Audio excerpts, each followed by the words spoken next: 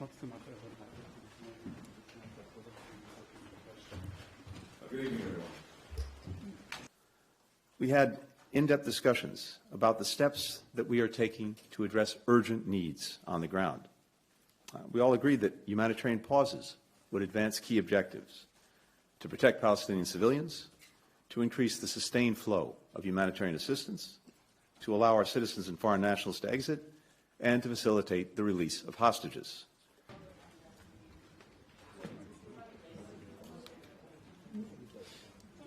The United States believes key elements should include no forcible displacement of Palestinians from Gaza. Not now, not after the war. Security control of Gaza for, quote, an indefinite period, end quote. When it comes to post-conflict governance in Gaza, a few things are clear and necessary. One, Gaza cannot be continue to be run by Hamas. That simply invites a repetition of October 7th, and Gaza used as a place from which to launch terrorist attacks. It's also clear that Israel cannot occupy Gaza. Welcome to Japan.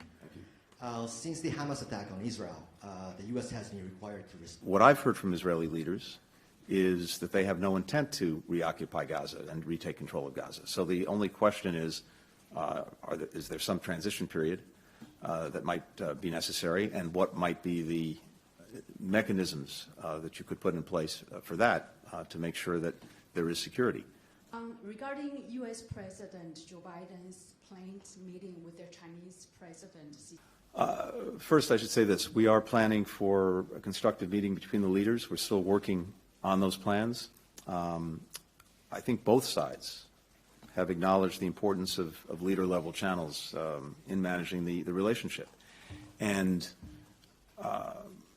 we both agree that we have an obligation, the United States and China, to responsibly manage the relationship. And that really, in many ways, starts and finishes with leader-level engagement. We had excellent